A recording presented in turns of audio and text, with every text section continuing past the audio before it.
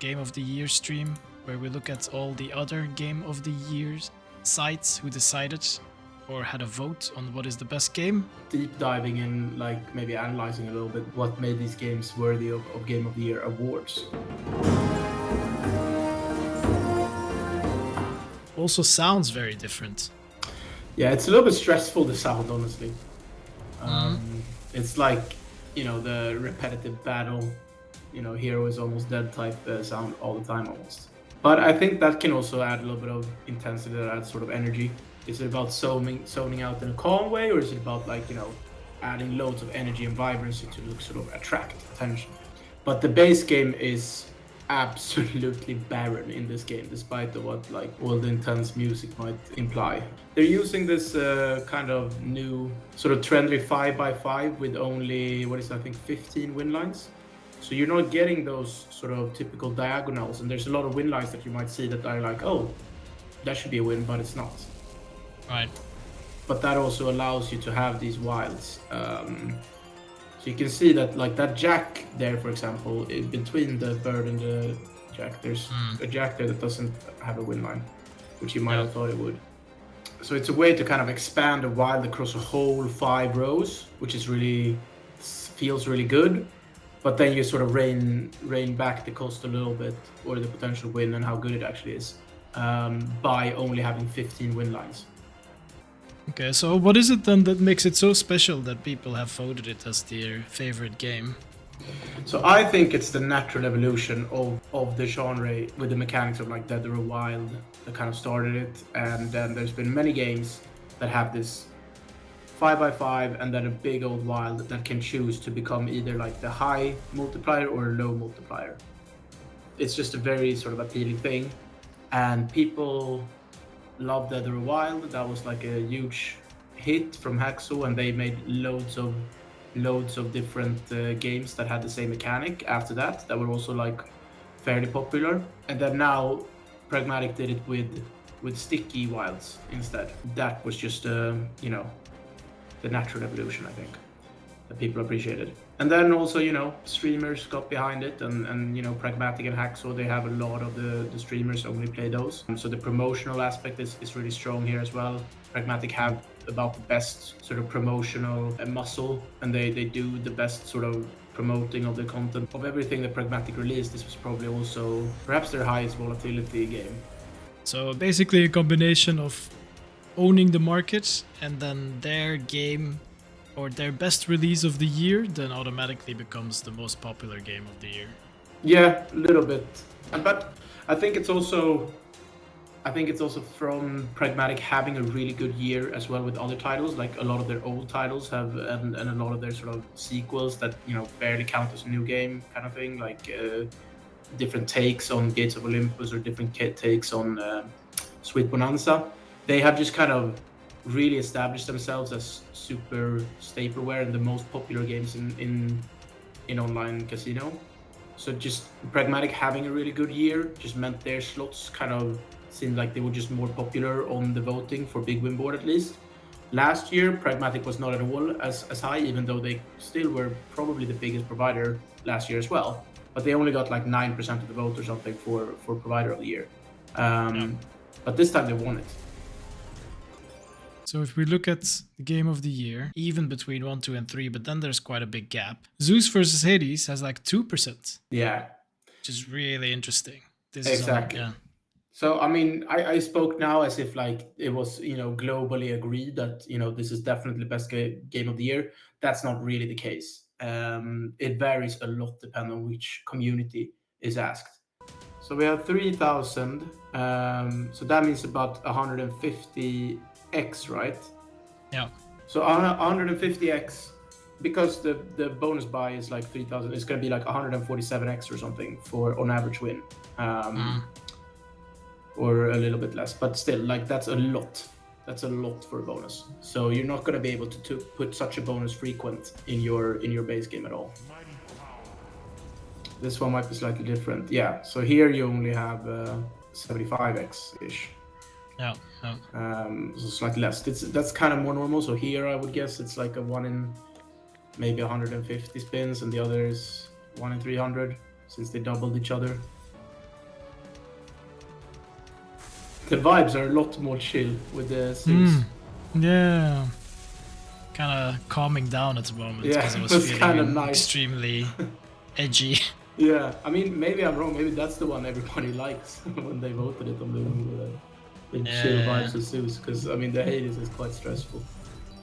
But the one you see mostly on YouTube and stuff is the Hades. But the mechanics are the same, so it could be that like people that like to spin the base game, they prefer the Olympus one, and then people that prefer to like bonus buy expensive stuff, they prefer the Hades one, or like spam bonus buy. So they're kind of hitting two different play styles. I mean, it also comes down to just, you know, what have you been winning on, what has been feeling fair to you, or whatever.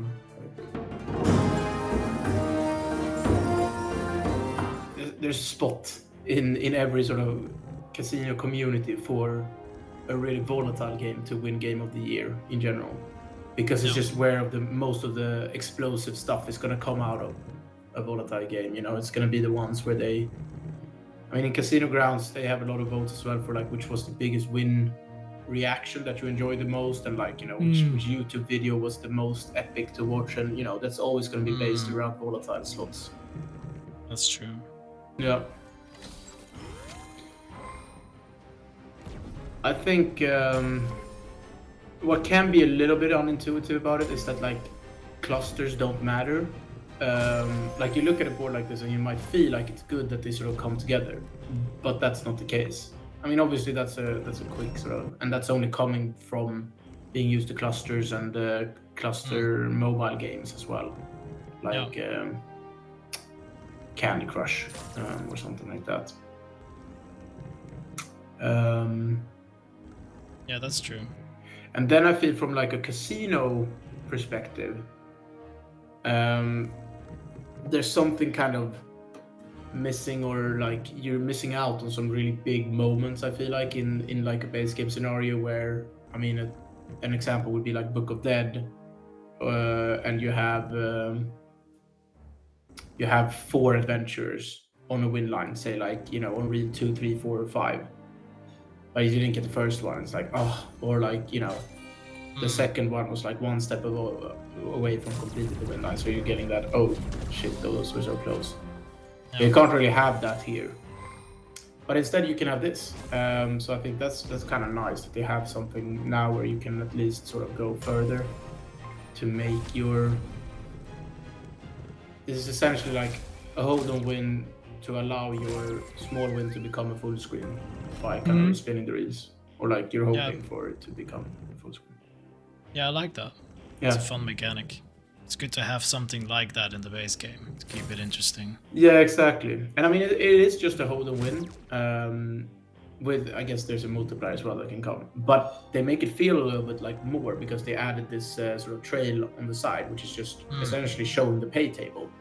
But still, that's you kind of need that as well, because it's impossible to sort of keep track of the different pay levels in a scatter pay situation, because there's just so many different payouts that you can have.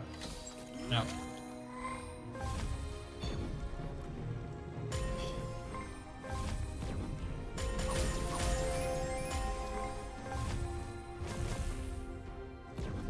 So the ×3 now is ×8.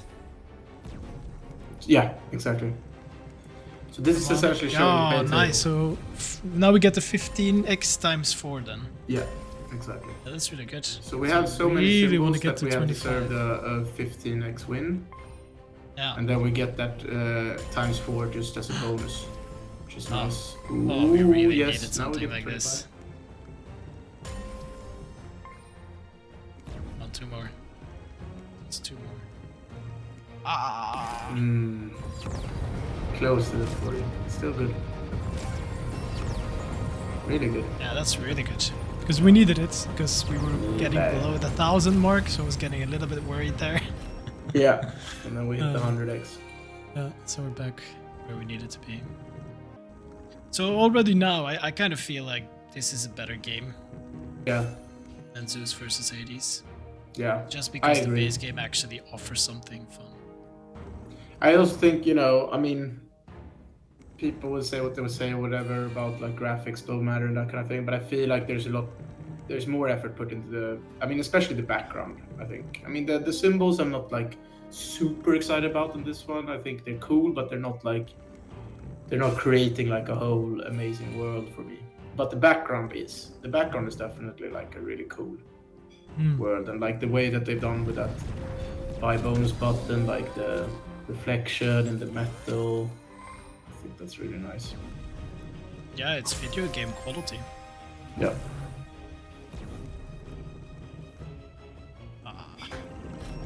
But that's also like, that's the benefit of having a really good a franchise that has been doing really well consistently. Money Train 1, 2, 3, 4, or 1, 2, 3.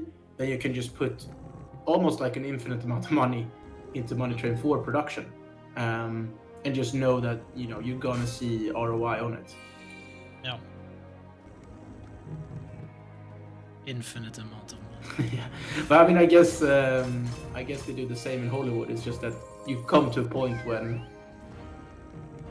there's some magic that you can't do with money, Yeah.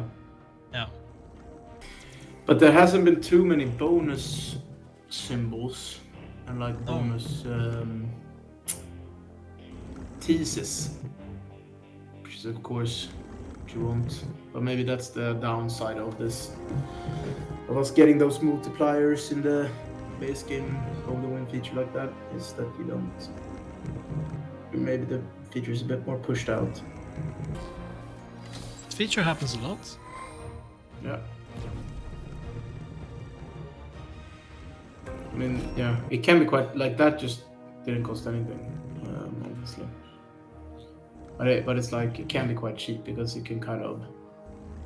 You need a regular win in order to get it as well, so it's sort of kind of lumping it in with the RTP that you need to spend on regular wins as well. Yeah. Fruity Slots has Holy Hand Grenade as number 1 with quite a big margin, actually. Whoa! Any idea how that happened? Thank you, Fruity Slots community. No, I mean, it's honestly quite surprising in a sense. Like, it hasn't been. I know they play our games and stuff, but I don't think we've been like their top, the one they have been playing the most on their streams. And then I think, and we don't have any like particular.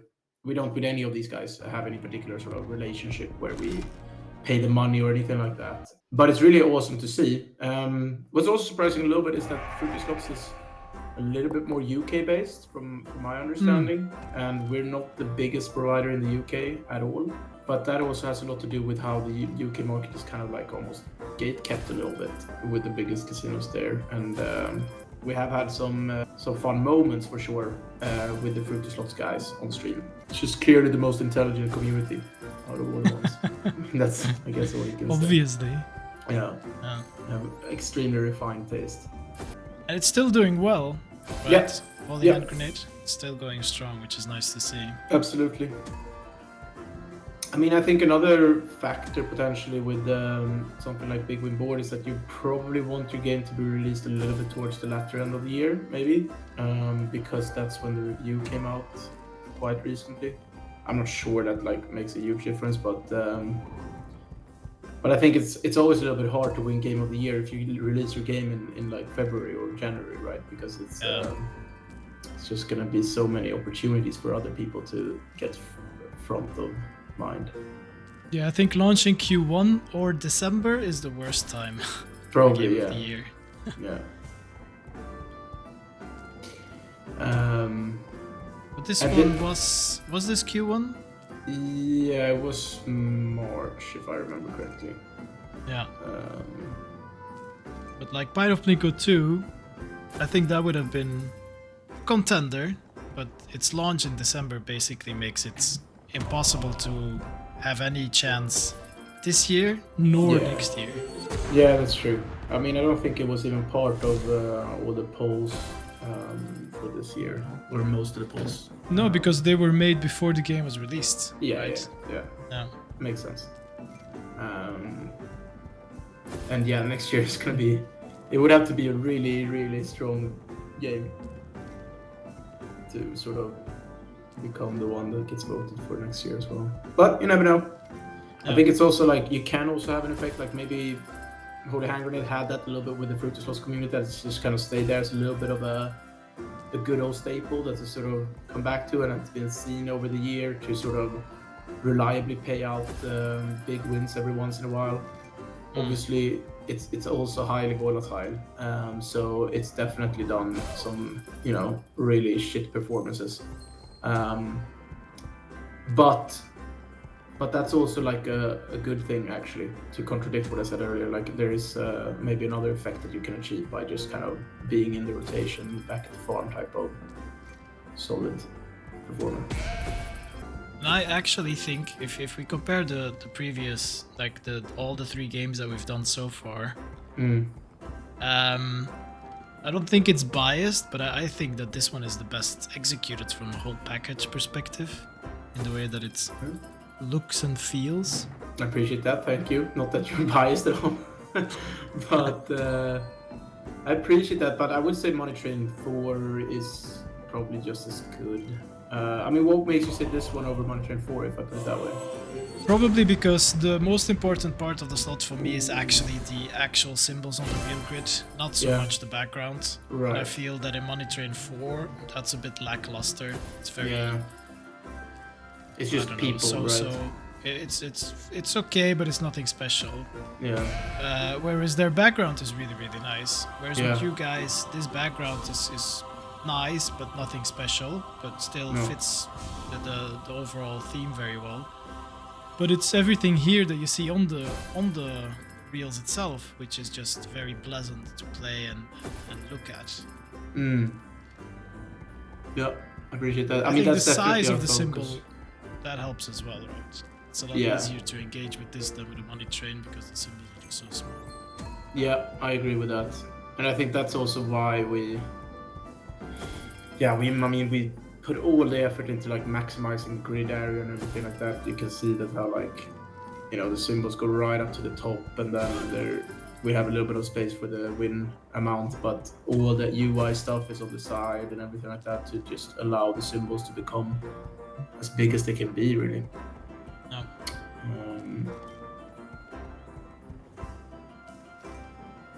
But what I think is interesting about the 3 games is that you have like completely different takes mechanically on like how your game should be really good, or what sort of memory or like USP you want to create among the players. So the first one, Zeus versus Hades, that's kind of like, okay, next evolution in the genre that you already love, kind of like a lot of familiarity, but like we've taken it one step further, and that's really great, isn't it?